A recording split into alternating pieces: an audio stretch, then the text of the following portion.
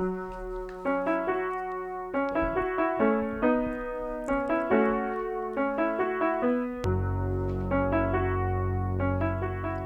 right. Real Estate for Real with Eric Pettigo. Hey, that's me. I'm Eric Pettigo. Very special guest today. My old friend, Bev Brauer. Bev, how are you? I'm great. A little scared, but I'm great. You're going to do just fine. This will be fine. This is why we sat and talked for 5 minutes before we started recording. So you can just be like, oh, yeah, it's just talking to Eric. Just talking to Eric. Which you've been doing for well over a decade now. Years. Right? Yes. Yes. So, Bev, for anyone who may not know, can you tell people, your title, where you work, that kind of stuff? Well, it is embarrassing to me to say I'm the president of Cornerstone Why Title. is that embarrassing? It's just weird to say the president. You are, though. But I'm just a worker bee at Cornerstone Title, part of a great team. And, that's true. We just do title and closings. And how long have you been doing that? Oh, gosh. Well, I worked at a bank for years. And then I went into title in mid-'90s. Mid-'90s you went into title? Mid-'90s. I learned from a person, it was an abstract company. He was a surveyor. He ran a title company, and he just taught me everything. Really? Yeah. I'd hate to admit that I would never tell Ron that he did this, but it's because of him, and he was a little bit mean, but he was, He was a little bit mean. Yeah, we fought kind of like brother and sister. But he was great. Okay. And he taught me everything. Really? Yeah. So I would say at this point, you and I have spoken for a combined, I don't know, hours and hours and hours in our lifetime. Yeah. I have no idea how you got to where you are. Yeah. And so, I'm curious, where are you from originally? I'm from Springfield. You're from Springfield? Yeah. Okay, so born and raised Springfield. Rochester High School. Okay. Yeah. All right, the Rockets. Yeah, okay. Rockets. Are they going to take home another state championship this year? Maybe, sure. Okay.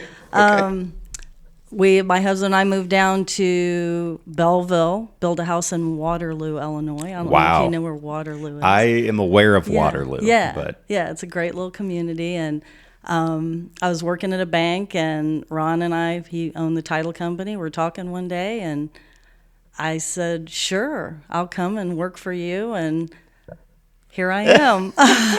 Okay. Yeah. All right. So what were... obviously that wasn't Cornerstone Title. No. Right? No. So what was that timeline? How did you get to where you are now? The embarrassing title that it is. Yes. Yeah. Of president of Cornerstone Title Groupe. Stop. I don't know. It's just a little embarrassing to say that. Bev, that's something you should be proud of. You do a fantastic job. Thank you. I am very proud, but I'm just kind of a little wallflower. I don't really, tell people that. Okay, now everybody knows. Yeah, everybody knows. Yeah, because half the people I talk to have listened to your podcast, so I had to get on the bandwagon. Yes. Sure. Yeah. Yes. We get a lot of realtors listen, a lot of people just kind of around the real estate industry listen. Yeah. Which is very cool, and I appreciate it. Obviously, I didn't know what was going to happen when I started recording this thing. See how I turned everything to you? Now I don't have to talk about me anymore. Oh, don't worry. It's coming right back at you. I'm just killing some time here. Give you a minute to catch your breath. Don't you worry. This is all about Bev today. Oh, no.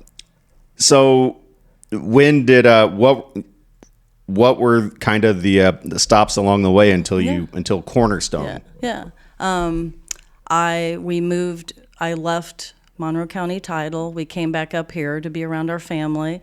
I worked at another title company, a competitor, and managed that for several years. I think from, 97, early 98 till 2006. Wow. I was in 2005 sitting in my office one day, and Jay Clark and Eric Blocksdorf approached me and said, hey, we're starting a title company. We want you to be a part of it. It had to be a big secret for a while. Couldn't tell anybody because I didn't want to hurt my employer, they were great to me, and I didn't want to burn that bridge. Sure. So we put together the title company. We opened February 2006. Okay.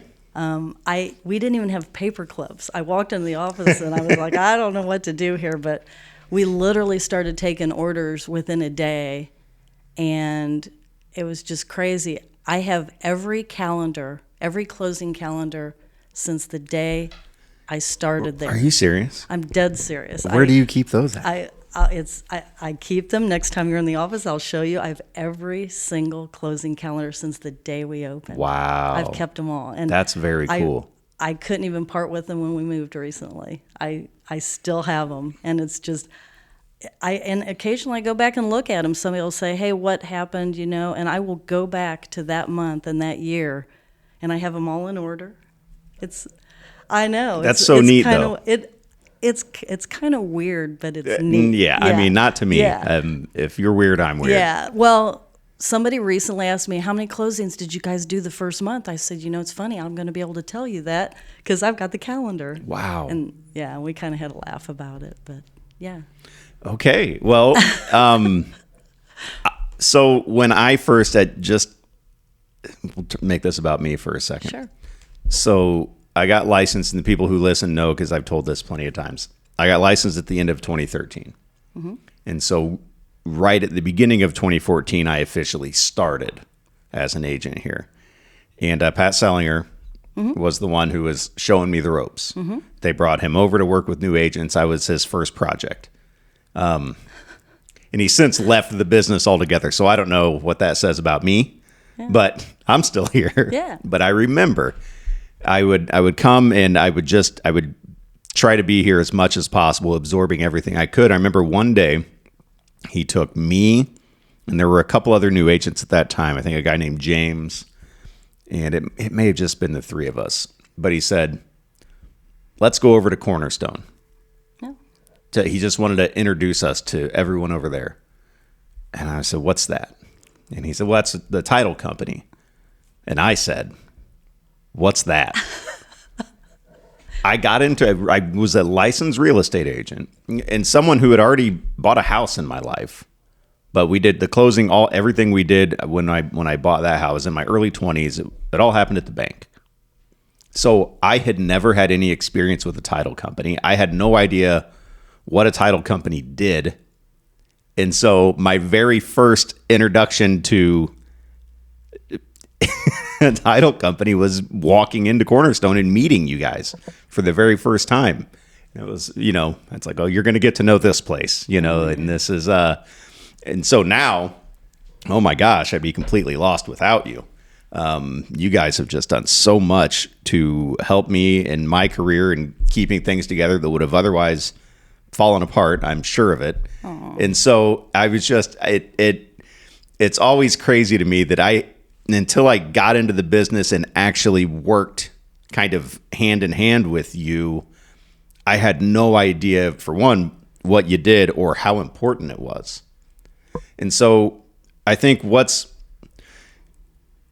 are maybe, like, if you tell somebody, because I'm sure when you meet a stranger, you don't say I'm the president of Cornerstone because it embarrasses you, but you say, I work at a title company. I work at a title company. Yep. What do people think that is when you talk to them in general conversation? Well, I think mostly people are exposed to the closing room. Mm-hmm. So they think that it's about what is going on in that closing room, which they should. That's really all we want them to know. They don't need to know about all the stuff going on in the back room, but there's a lot of stuff going on in the back room. That when we search title, that you have to have a pretty good kind of desire to be a little mini detective. Right. When you search title, you have to. Well, see, that makes it intriguing. That would potentially invite a lot of people into that. Because if my wife listens to this, she's going to go, wait, what? Yeah. No. Mini detective. It is because, you're looking at it and the person signing the contract may not be the person that's in title. Right. And so it's funny, our ongoing joke in the office, because it's very common for someone to call and say, hey, this is going to be cash. Can we close in 3 days? Well, yes, we have pulled off things that quickly. That's, it happens. But the search, you have to go through all the land records in the recorder's office. You have to search the names, the property, the parcel number, the legal description. You have to see who your players are. If someone passed away, if there's an estate. We've been lied to about who the heirs are. Oh yeah. So we find those things. Yeah. We find out who should be selling the property if there's been an estate issue or a death in the family and owner is deceased. But yeah, most of them are very easy. Our searchers, they fly through the searches and everything is as it should be. Sure. But sometimes it's not. Yeah. And that's, I guess that's one of the biggest parts of your job is to catch those times and iron them out and make sure we get to closing. Yes. So everybody can just see, yes, hey, here we are at the closing table signing documents. And that's all. That's what we want you to That's see. What we want you to see, right? That's what we want. But any of the agents, I mean, there's so many agents and good agents in Springfield that have been doing this a long time. They've had situations where the title company will reach out as soon as the search is done and say, as you know, oh, yeah. It's not exactly as you thought it would be. Or, maybe they own more property than you thought when you wrote up the contract. Yes. That comes into play a lot, extra lots that are attached that maybe the sellers didn't even think about when they told you, they wanted to sell the property. Yeah. But yeah, it's the search part it can be interesting. I'm sure. I can't give away I don't want anybody out there to hear me and say, wait a minute, she's talking about me. Well, I mean, there's been a lot of circumstances. There's people call, maybe one of their relatives is in prison. Oh. How do you deal with that? How do you deal with that? I've never even thought about that. Yeah. We try to get them to sign papers and. So you have to coordinate with the prison. Agents or if people are in the hospital, some people are very sick and can't leave the hospital. Sure. We've had to go to the hospital to have documents signed. So much more than just showing up at 1:00 on a Tuesday to sign papers. Where I worked, my first job in title, I had to sit in a car with a guy and the sheriff. The guy was handcuffed while he was signing documents. Yeah. Ha! Yeah. Oh, oops, sorry. Oops. That's okay. So, kicked your table. That's all right. No, we've got more. Yeah, I mean, we've probably any closers had to go to a hospital, unfortunately, or maybe somebody just had a baby. Sure, that happens. It's like there's an infinite number of, I'm sure, scenarios that can play out in as many avenues as you've gone down already, that I'm sure there will be more. Oh, yeah. That you're like, okay, well, how do we address this now? Yeah. And how do we deal with this? So, like things with estate sales and in dealing with heirs, and that can get messy. It can get messy. We were just laughing last week because we had one. I think we were down to 1/36th of interest. I think it was 1/36th interest. Yes, but we had one. We had write a graph. We were down to 1/100th of an interest. What? Yes. Hold on. That was the most I'd ever had. That was getting ready to ask. Yes. So the estate was divvied up between 100 people? Well, there were some that owned more than others, but the others that were, children or children of children, and there was a lot of children, we literally had it down to hundreds. Oh my gosh. That's the only way we just had this chart and we started putting initials, and it was the only way we could get to figure it out, to make sure we had the right amount of ownership interest for each party that was part of the transaction. So you had to cut all those checks? Well, we didn't remember, one person may have 2,100. Sure. So it would their interest and their fraction would be different. But we had it down to hundreds. Yeah. Oh, that's bizarre. But recently, I think we had I want to say it was 36th. I don't remember. I'd have to ask somebody, but it was pretty deep. We were really brushing up on our fractions. Oh my gosh. Yeah. Have you ever had anyone show up like just kind of materialize and say, "Hey, I'm an heir to this," and there's no, nothing to kind of validate that, or they're just trying to claim some sort of a stake? We haven't, which is why you have title insurance in Sure. case that happens. What we mostly have is when it happens. It doesn't happen all the time. Most people are very forthright and honest. I mean, most people are. Money makes people do weird things, though. But we will have somebody say, well, yes, this person, but they don't want anything. Yeah, don't ever believe that. Because more times than not, the question that we get a phone call and they'll say, well, how much are we talking about? Yeah, of course. Yeah. That's what mostly. I've never had somebody walk in the office and say, hey, you guys did a closing and I'm an heir, and nobody addressed it. Okay. Most of the time we find them or someone will say, we find them, but maybe the person we're working with through the family says, oh, yeah, but they don't want anything. I mean, has that ever been true, though, where somebody was like, I don't want anything? Oh, yes, So absolutely. they have to sign something saying... Yeah, they'll sign like a quitclaim deed or something, just removing their interest in title. Okay. So it's like, we're done. We don't want anything. Yep. But yeah, there's times when it's a little uncomfortable. Yeah. Well, you mentioned something that I wanted to talk about, because at this point in my career, I can go through a like a settlement statement with my client and help them out a little bit. Okay, this is what this is. This is what this is. Mm-hmm. The title insurance. Yes. Can you help me explain that better to my sellers? I mean, as easily... Because they always look at it and go, wait, what's this? Yeah. I mean, I always believe in keeping it as easy as possible, because people don't want to hear everything, typically. But, if it's your seller saying, why am I paying this? It's because your contract says that the seller is providing clear title. Yes. Okay, so they're buying and purchasing at the time of closing for the new owners a title insurance policy. It's called an owner's policy. Okay. And what that does, it essentially just protects them against defects in title, unknown heirs, Sure.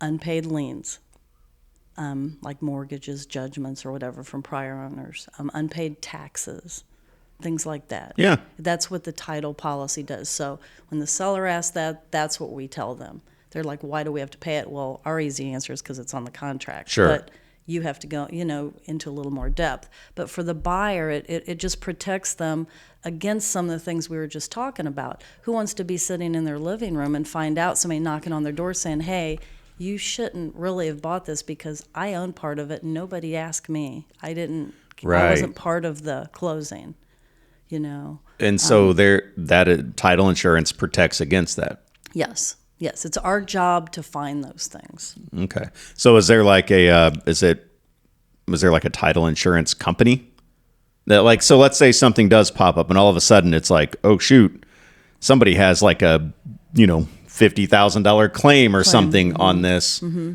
How does that get settled then? So yeah, they would complete a claim form and submit it to our underwriter. Mm-hmm. We can assist with it.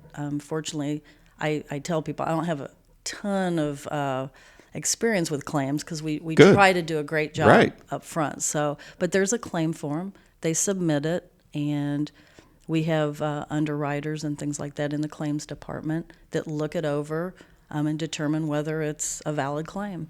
Okay. Mm-hmm. And then if it is? If it is, they start the process. They either pay it if it's covered under their part of the policy. If it's just a blatant error on our side, it would be under we carry E&O as well. Sure. Yeah.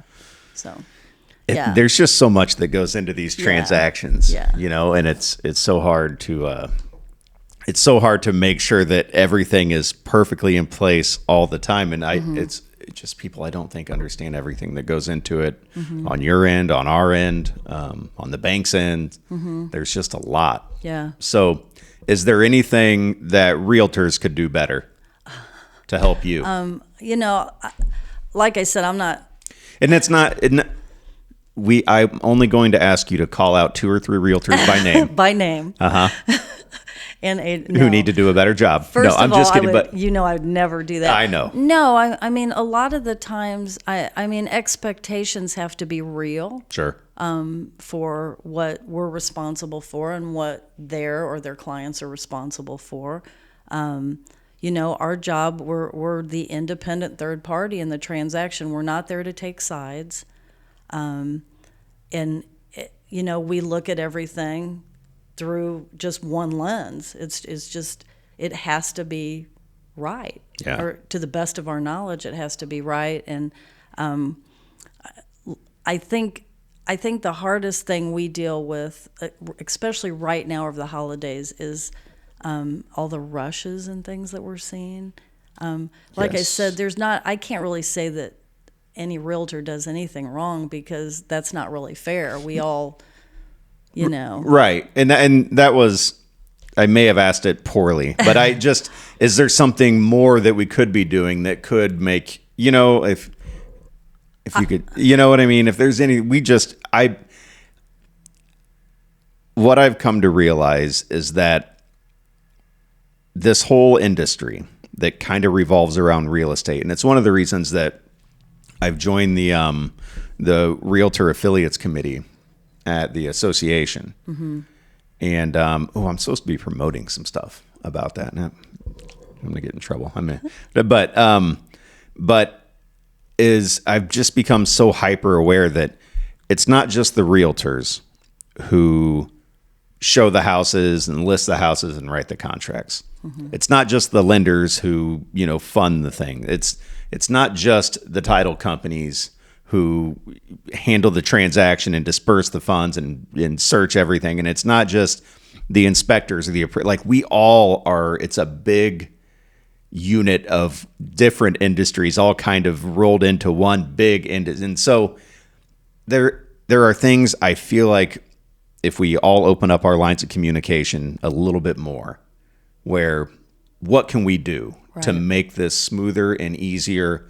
I know there are times when I'll be like, oh, did I send that contract over to Cornerstone? Have I ordered title yet? Like, oh no. And it's happened a couple of times. We're supposed to close on this in 3 weeks. And I don't think I've even ordered title yet. And that's not okay. Yeah. I need to, but I mean, are there potentially some agents who make more of a habit of that? Oh yeah. I mean, absolutely. And, we're kind of used to it. Sure. But, you touched on 2 things you mentioned all these people that are part of this whole thing. And it's what the buyers and the sellers don't realize, which is kind of cool because we cover it up well. Yes. But, so there are a lot of people involved in it. And the second thing is that communication.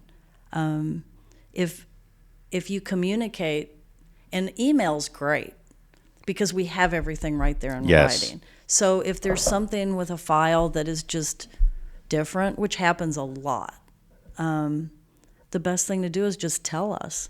Yeah. It's not in title. It's not what we know about. It's what we don't know about that makes us all look bad. So, yeah. So if everybody communicates pretty well, which I think overall everybody does. I really do. But if leaving out some things can really be detrimental to the final closing if we don't know about them, for sure. Yeah, because then all of a sudden we get there and you're trying to balance everything and then it goes, oh, wait a minute. What about this? And it's kind of like, oh. Yeah. I mean, we'll be sitting in a closing. This would have been good to know. Of course. And one of the big things is somebody will walk in and put a power of attorney on the table and we're like, we weren't ready for that. Is it impossible to overcome? Absolutely not. We figure it out. We reach out to the attorney. We can get a deed prepared and do what we need to do, typically while the closing's going on. Yes. But, if someone's supposed to sign a deed and they don't read their title work, which a lot of people don't read their title work. What? But some do, and I'll acknowledge that as well. There's some agents and a lot of agents that read their title work, but there's some that admit that they don't. And everything that they need to do is in that title work. Okay. So if they read it, they'll probably know. Well, But, if they read it. Yeah. But it's okay. I mean, it's just part of our world. It is, and it's a lot because we've already hit them with our contracts, which can be anywhere from 12 or 13 pages up to like 30. I don't know how you guys do that, And by the way. I really don't. Well, I really don't. I mean, we have to send them all to you after they're completed. So No, but we only read the first 6 pages. No, we look at amendments and that. I'm lying. I'm kidding. We do look at other stuff, especially now with the way the commission and everything is. We do look at more, but the disclosures and things like that, it's really that's not got nothing part to, of I mean, our world. right? No, but they're attached to every contract, so Right. they're there.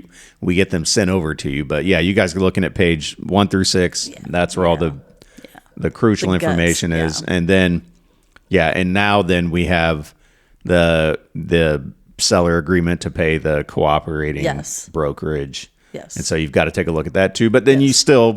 I've noticed you guys still do your due diligence of reaching out and saying, hey, what's the commission on this? Right. We do that because it's just that last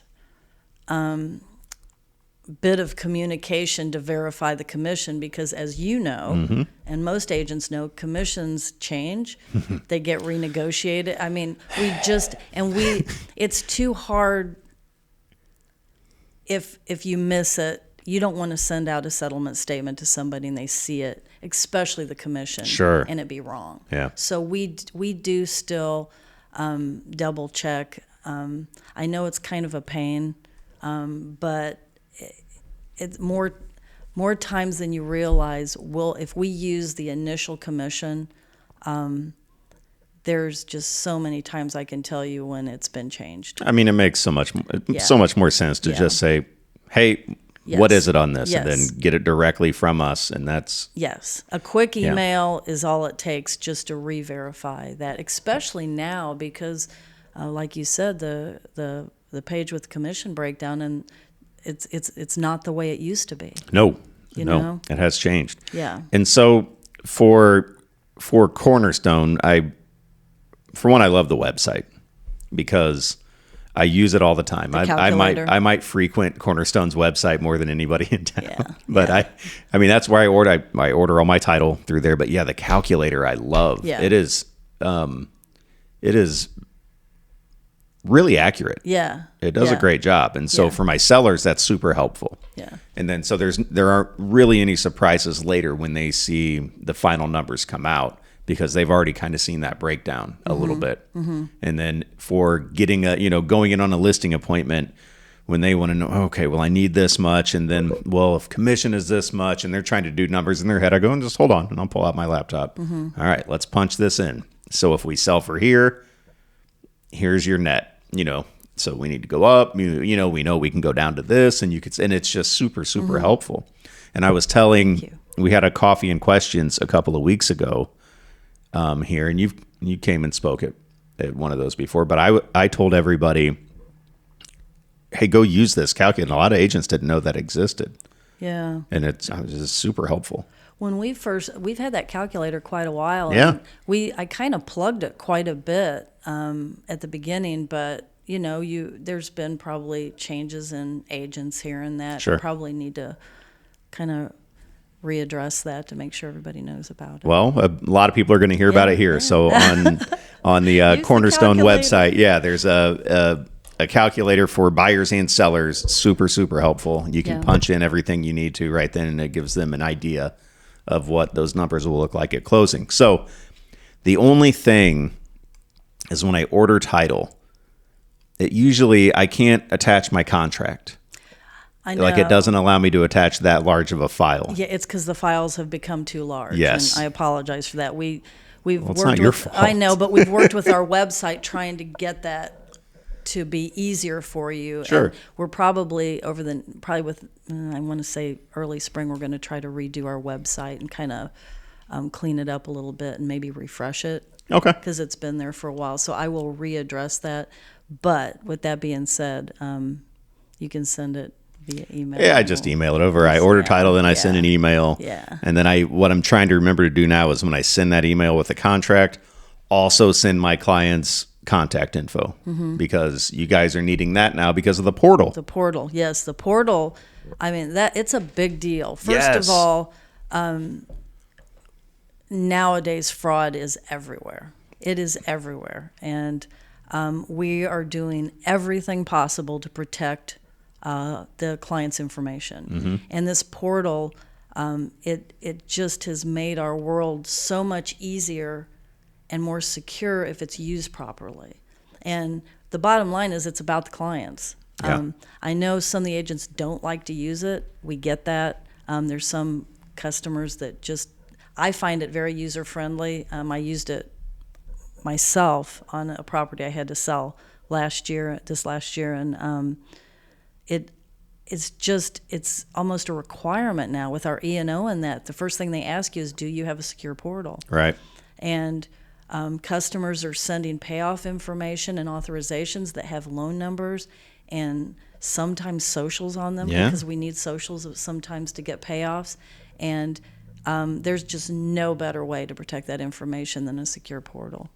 Yeah, I mean, I like it. It makes things easier. And then if my clients know, hey, you can get in here and you can access documents too, you know, so that's where I get the settlement statement from is in through the portals. You can actually go in there and look at it too, right? Right. Yeah. So, and they upload their IDs yes. through there too. So that skips a step when we get to the closing table. They don't have to get out their ID. If we have their ID already in the portal, we should not have to ask you for identification again, unless it didn't come out real legible when we printed it out.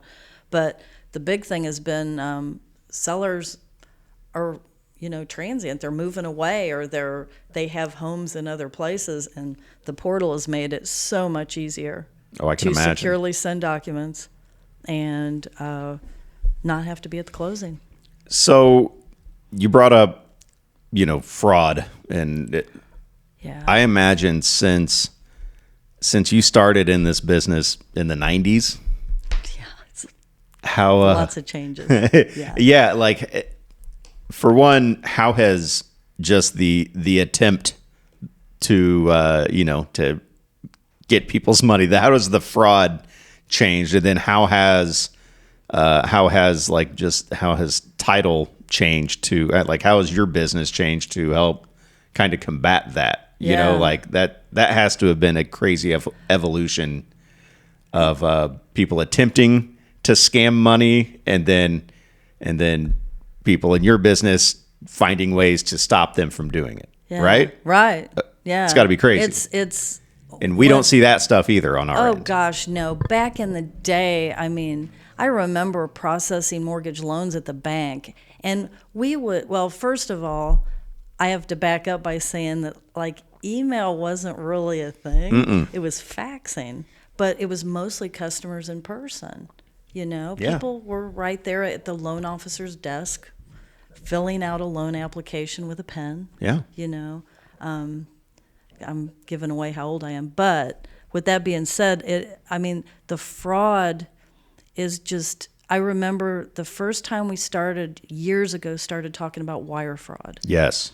And I'll never forget, our underwriter had this big meeting, and I'll never forget when they said, it's not if it happens to you, it's when. Ugh. Which that just really resonated with me. It was just hard to hear. Because we're not dealing with $50. We're dealing with $500,000. On any given day, 80,000, 100. It's a lot of money. Minimum. Tens of thousands of dollars minimum. Minimum. Yes. Right. And when you lose something, it's going to be big. And everybody has to remember this money that's going back and forth in our escrow account. None of it's ours. Sure. It's banks and consumer money. So we have to protect it. I mean, like nobody's business. We have to protect that money, and So we have just made every attempt. Every time the underwriter gives us an avenue to protect the money, we take it. Sure. It's costly, but we've had 2 attempts at wire fraud in our office. Really? Both major fails. Good. On the fraudsters. We call them fraudsters.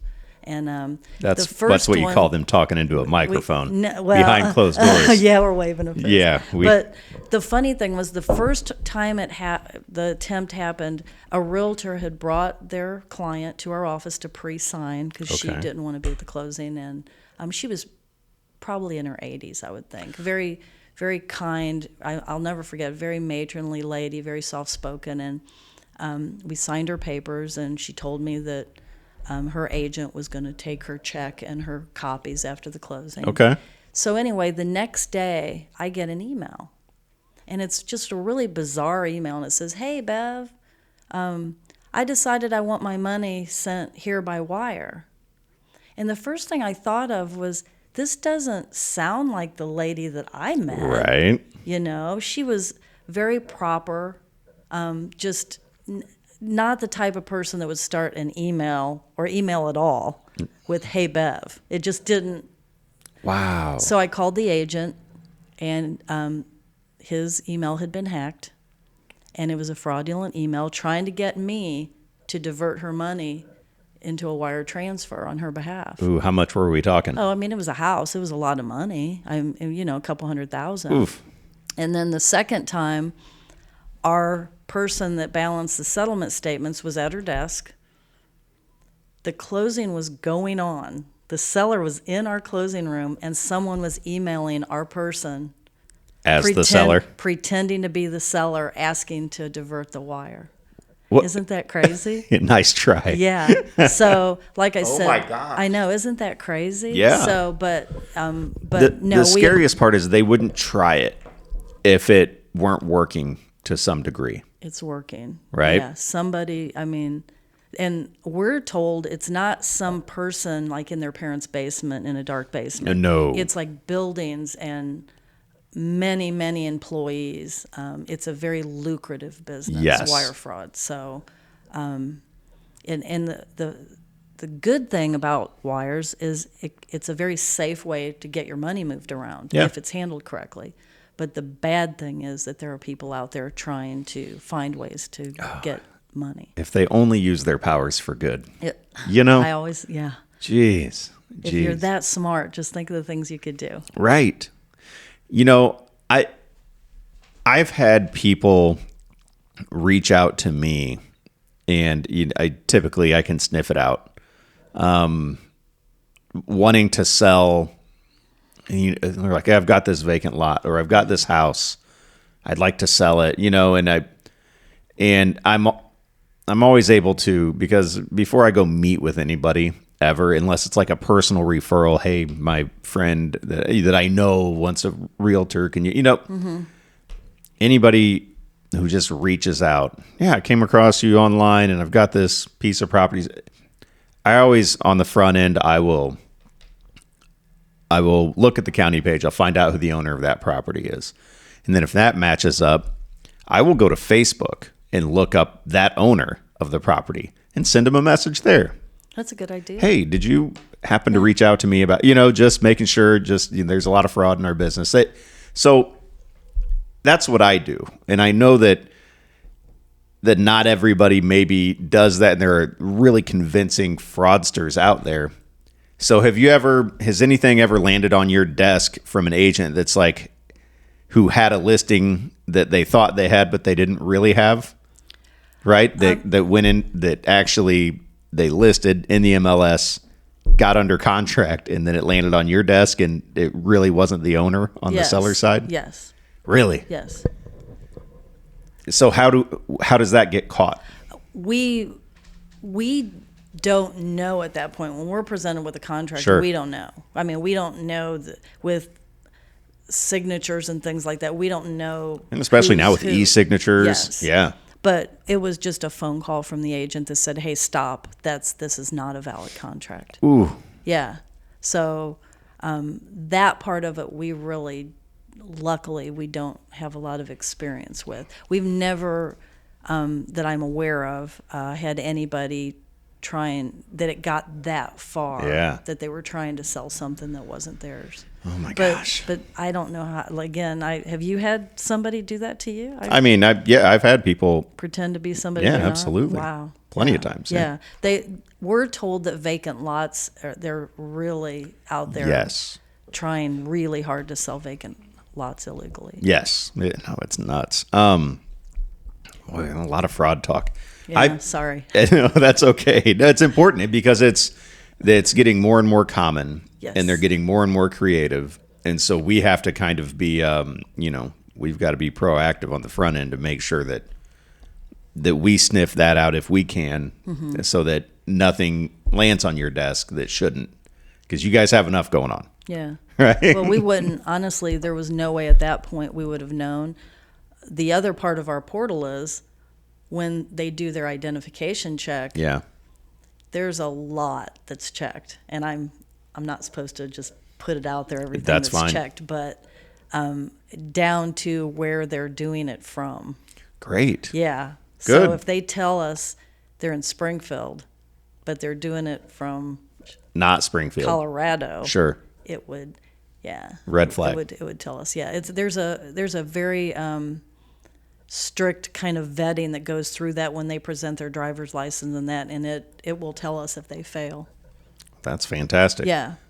Good. So that's going to, right there, that's going to catch a lot of it. Oh yeah, we would immediately, if it was something that really looked bad, we would immediately reach out to the agents and say, look, they're just not passing. Yeah. And it's a requirement, if they're not going to be present at closing, we have to have a pass on the secure portal in order to proceed with sending documents out to them. That is becoming so much more common too, right? Not being present at closing. Very much so. Yes. Probably not something you saw very much back in the day, huh? No, everybody came to the closing. Yeah. When I started doing closings, it was a big table. There was cigarettes and smoking. Cigarettes? I bet there were. Everybody was smoking. Everybody was smoking. Oh my gosh. It was gross. I'm sure a lot of people would like to smoke at closings now. But no. It was, it was not, they hadn't passed the law yet in the state of Illinois. Right. No smoking, so. That reminds me of a funny story. We had a closing at Cornerstone, and this is when Kevin was there.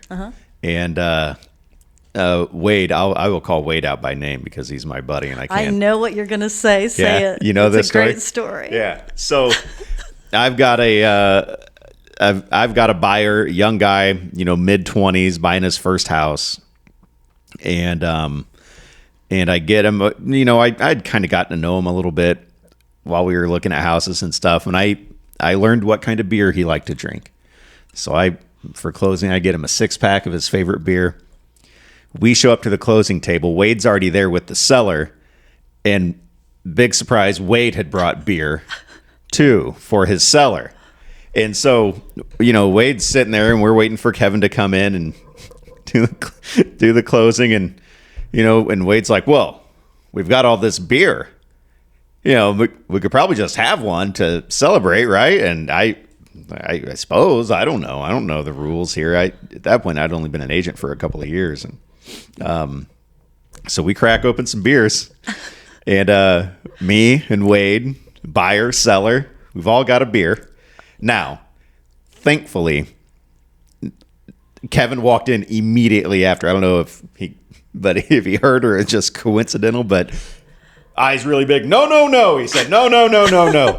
No. You two can't be drinking beers. You're signing documents. You cannot be drinking. So the buyer and seller had to get rid of their beers. But, I think Wade said, me and Eric are fine, though, Don't right? let it go to waste. Yeah. So Wade and I got to sit there and enjoy beers. Yeah. Well, yeah. It's a big no-no. Yeah, of course it is. Yeah, of course it is. But it was Wade's fault, and I'll blame it all on him. Yeah. And I hope he hears this. Yeah. And sends me a text about it. Yeah, I remember that day. Yeah, I bet. Yeah, it's happened a couple times. I'm sure. Yeah. We had a loan officer one time do it. I couldn't believe it. I'm like, what are you doing? She thought she was going to have mimosas. And I said, we can't be signing loan documents. That would look awful. Yes.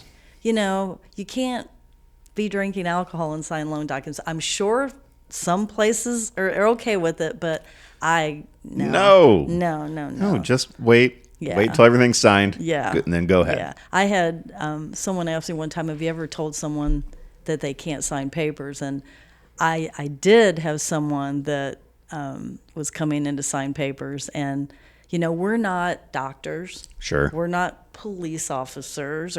But this guy clearly was unable to sign documents. Clearly. There was no way. So how'd you handle that? We had to explain to him that, I told him, I said, I'm just not comfortable in your state right now. And everybody else in the room understood, the agents Sure. and the loan officer. And so he left and had to come back the next day. Oh, my gosh. Yeah. I feel like I would not be surprised if that was something that has happened multiple times to you.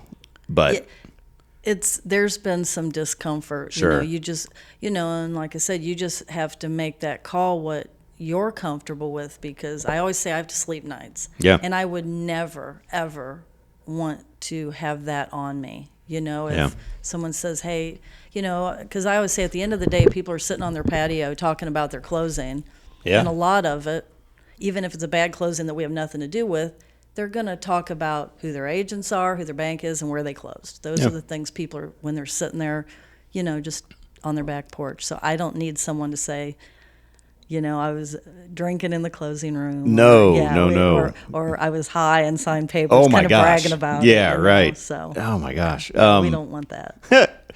Well, in a perfect world, all transactions go nice and smooth, and everybody shakes hands and smiles, and everybody's happy. Yes. But we don't live in a perfect world. Right. Some of these transactions get a little turbulent from time to time. Yes. Have you ever seen things actually cross the line to physicality in a closing? I've had, not physical where they were going to hit each other. Okay. But I did have a brother and sister literally fighting over a penny, because the checks, it might be an odd amount of cents. Yeah. And the checks, the computer just, whatever name's first, they get the penny. That's how the software works. And they were fighting over a penny, and ended up the one threw a penny at the other one on the other side of the table. Wow. Yeah. And it's kind of sad. It's really sad. Yeah, we've had divorce situations where restraining orders against each other, so they can't be there at the same time. Right. That's, just. Yeah. Imagine there's some icy cold signings from time to time. I imagine, just where you can feel the tension in the air between the two sides. Yes, absolutely. And it's really weird, because the agents are usually in tune with their clients pretty well, actually, and they warn us. They'll say, hey, they got to be in separate rooms. And then we'll have people say, why are we in separate rooms? And they're hugging it out at the end of the day, which is great. But then sometimes they don't know that there's underlying tensions, and everybody's in the room and it's just dead silence the whole time. And that's not fun. A lot of times, and I feel like what happens is when we get involved in these transactions, and it almost feels like a legal battle, one side versus the other, where you're just kind of battling back and forth. And it's because you don't really see the other side as like people until you sit at a table with them and look across and just say, we're just people here, just like you. And then a lot of times, that tension will kind of subside, but not always. But a lot of times, I mean, I've seen that too, where it's been a tumultuous, we've been, and it's like, all right, well, let's just go in here and get this stuff signed. And then, by the end of it, everybody's laughing a little bit and has relaxed. Yeah. And when you're handing someone a big check, they usually calm down a little bit. Yeah. Even if they were angry before, things don't always go perfectly. Yeah. It just seems to change a little bit when they know that, it's almost over. They're going to get a check, and they're going to be able to go and either buy a home or do whatever they want. Sure. They just seem to. Or they're getting the keys to their house that they wanted. It's a buyer. Yes. Yeah. Yeah. You remember you wanted this. Which, and you know, speaking of that, I have to say, you know, people say, oh gosh, you've been doing that a long time. I got to tell you, there's nothing better and more it's just the best feeling in the world when people are buying that dream house or buying that first house. And, you know, that's what it's all about. Yes. For me. It's just, I always tell people, especially new closers coming in or somebody that hasn't done anything in the closing room, I said, it's the best feeling ever to be part of that. It's just great. Yeah, there are two, right? There's that. There's when the people have finally been able to get their dream house. Like, this is everything we've ever wanted in a house. Great feeling. Fantastic. All around. There's also the first house. Yes. Right? When somebody but especially somebody like a young person who doesn't necessarily make a ton of money, but has just done everything right and has made the necessary sacrifices and gets their first house. And it's like, it's the best. It's the best. It is. It is the best. And I'm really not saying that. I'm not just saying it. It keeps me in this business. Exactly. It's, you know, like I said, our business is hard, you know. It's not easy. It's not for everybody, but there's nothing better than that. There's just changing lives. Yeah, it's fantastic. Yeah, it's cool to be a part of it. Yeah, it's cool to just see it. Yeah, to be close to it. Yeah, you can like feel it. So I agree with you totally, and I think that's awesome that you guys get that too. We do. You know, we do. That you guys get to experience that as well is really cool. Yeah. Let's talk about cash. Have you ever had anybody just try to show up to closing with cold hard cash to buy a house? Absolutely. Yeah. When I was out of the office one day and it happened recently. Really? Right over here in our new office. Yeah. What, did you bring in like a briefcase? I wasn't there, so I don't really know all the details of it. I just know that someone came in. But yes, I have had where the guy comes in, honestly, throws a silver metal suitcase on the table, a silver metal full of cash, and was just mad as a hornet when we told him we couldn't accept it. Right. Somebody should have probably told him ahead of time. Yeah. We can't do suitcases full of cash. Can't do suitcases full of money. And, but yes, it's happened. I had to call early in my career. I had to call you guys to ask because I had somebody ask if you could buy a house with a credit card. Oh yeah, we've had that happen quite often. Yeah, yes. I was like, yes, I don't know, because it was a cheap house. It was like $17,000, and he had like $20,000 on a credit card. He's like, can I just buy it on this credit card? That's crazy. Yeah. Yeah. No, we can't accept. Nope, we can't. We don't take. We don't take credit cards. Well, and I don't know if there's title companies out there do. I really couldn't answer that question for others, but no, we are not set up to accept credit card payments. That's wild. But somebody say they only have to bring in $5,000 in cash. Wow, with all the points and all the incentives, I can see it's a legitimate question. Sure. Sure. What about earnest money?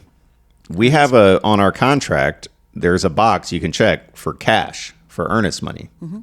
Can we bring cash in for earnest? We will accept cash, but you get into $10,000 and all that, and it has to be reported. I don't want $10,000, and I don't want to be responsible for that. Right. And besides, it would have to be reported, and it would just make our lives a lot harder. So if somebody comes in, they have $1,000, we'll take $1,000. I get it to the bank quickly. Right. And it's all good. It'd be so much better if it was just a check. Yeah. Right. Or a wire transfer too. Again, a very safe way to send money. Yeah. And our portal, our portal talks to your bank, and they can actually click for $35. It's done. Yeah. There. Done. Yeah. Nice and easy. Yep. Comes right literally in, tells us it's there, and it's all good. Yeah. That's the easiest way. Very obviously. Easy. Mm-hmm.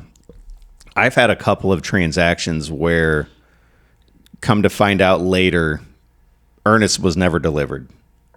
And it's like, uh-oh. Yeah. What do we do? Because I had one fall apart. This has been several years ago, and it fell apart not by any contingency. Like, the buyer just kind of flaked out and went MIA. And nobody just didn't show up, just quit answering phones, quit just like disappeared off the face of the earth. The agent couldn't contact them. Nobody could contact them. And then my seller was like, well, then, I need to get the earnest money. I should get the earnest money. I'm like, yeah, you definitely should. Now, they're not going to sign the earnest release on the other side. Right. And so, in a normal instance, that earnest money would then go to the county building eventually? Well, the contract states that after, I think it's maybe 15 or 30 days, we have our attorney file what's called an interpleader. Okay. And it's a great idea, but we just had one not that long ago. I mean, it's been about a year. It was $5,000 in earnest money. Battle royale between the buyers and the sellers. Of course. I filed the interpleader. After the court cost, the attorney fees, we have a small, I think our fee is like $200 or $300 to facilitate this interpleader with the attorney. There was maybe $700 or $800 left out of $5,000. Yikes. The cost, I mean, you know, attorneys, whatever their hourly rate is, and they have to send out certified letters. There's a lot that goes into that interpleader. So I have begged many of agents, please ask them to split it or do some. I'm just begging you because they're not going to get anything. Right. They're not going to get anything. They're too hard-headed. Yeah. They would rather them get a much smaller amount than the other side get anything. Yes. At that point. Now, if it went before a judge, if it got that far, which by that point nobody wants to spend more on attorneys. Sure. The sellers don't because it's not really their money. Right. You know, they're just hoping that they get their portion because the contract canceled. It just, I don't know what a judge would say. I'm told that they could have to, the loser in that battle would have to pay attorney's costs plus maybe some of the money that came out of the earnest money initially. So you'll hear me if you're involved in that. I'm always like, please see if they'll split it or something. It's so much easier, and I always encourage them, listen, it's something we can work that because nobody's seeing a penny of this for a very long time, if ever. Yeah, right. So it is there a time, because you see the contract, you see earnest on page 1, what it's supposed to be. If that earnest money doesn't come in, do you reach out and say, hey, we never got earnest on this? Well, what typically happens is once when Josie's balancing the settlement statement.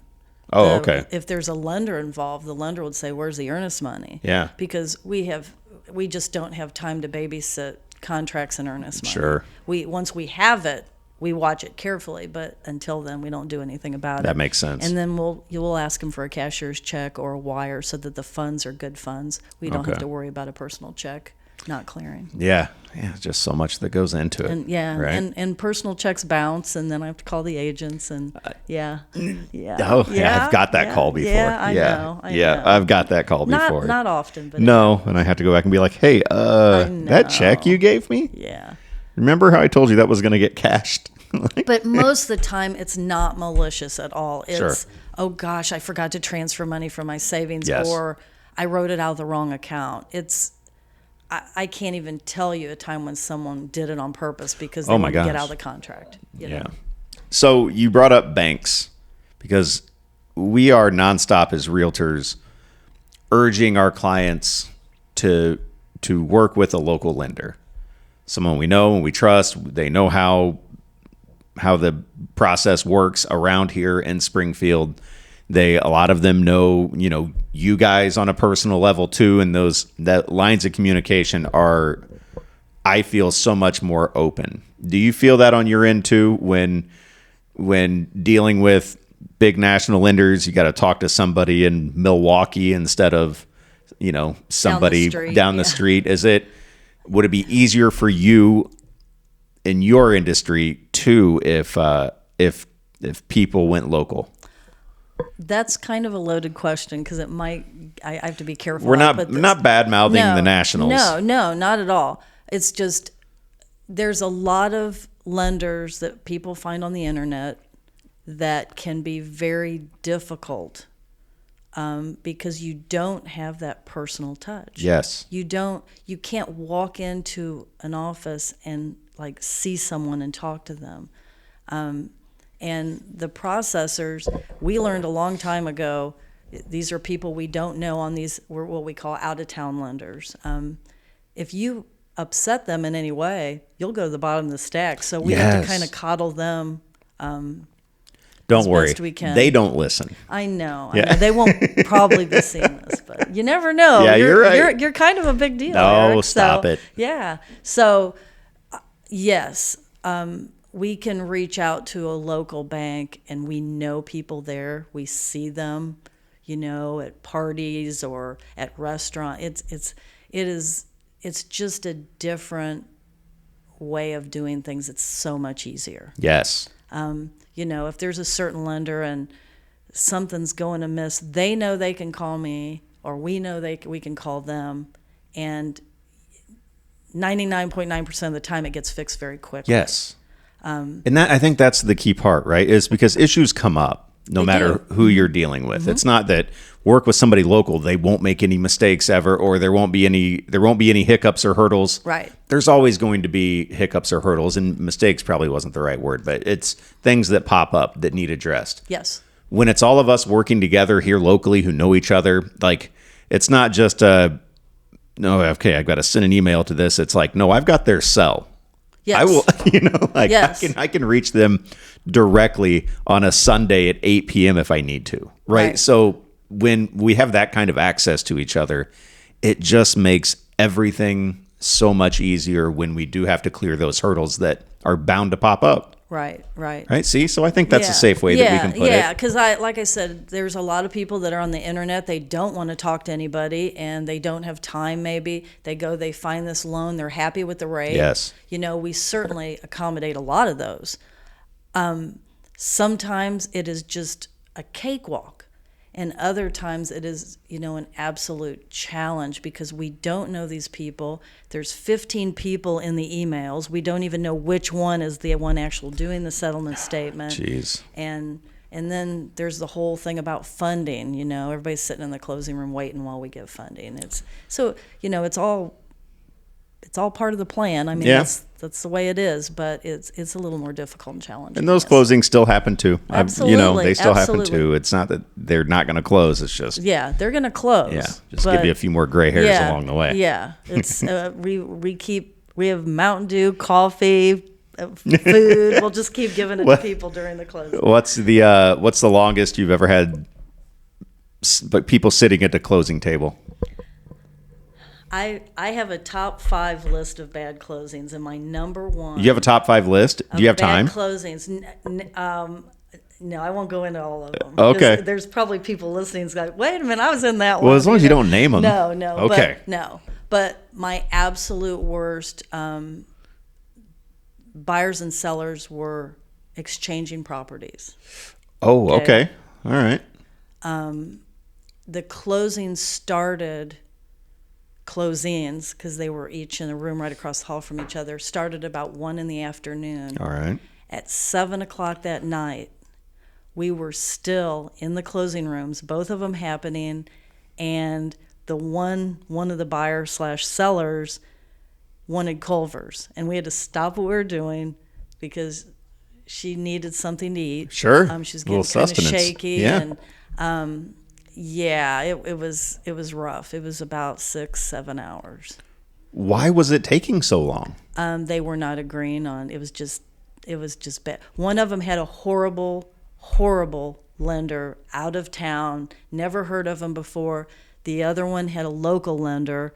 Their loan officer was here, doing all the right things, and there was changes and arguing, and it was a hot mess. Hands down, the worst closing that I've ever been in. Oh my gosh. Yeah. Feels like that stuff probably should have been ironed out ahead of time. But it closed. Yes. Did you get Culver's that night? No. Okay. I just drove home. I Just couldn't get wait me to out get of here. home. Yeah.